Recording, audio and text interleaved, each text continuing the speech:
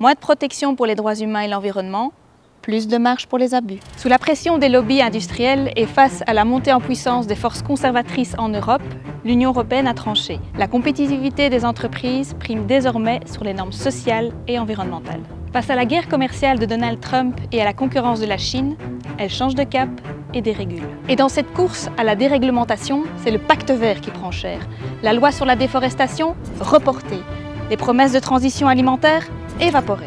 Et pourtant, en 2019, Ursula von der Leyen affirmait And the European Green Deal is about reconciling our economy with our planet, reconciling the way we produce, the way we consume with our planet, and respecting the environment we live in. Ouais, réconcilier l'économie et la planète.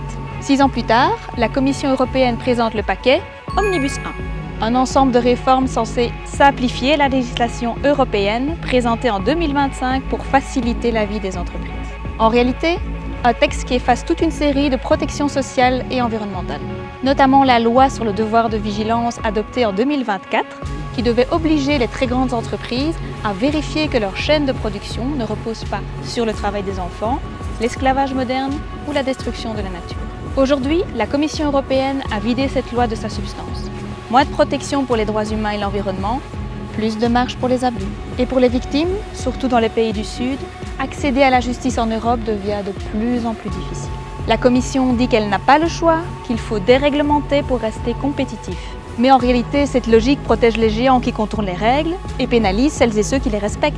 C'est un système faussé où la compétition se joue au détriment du climat, de la santé et des droits sociaux. Un modèle qui ne profite qu'à quelques-uns et que beaucoup d'entreprises européennes dénoncent. Mais les droits humains et la planète doivent-ils être sacrifiés au profit de la compétitivité des multinationales?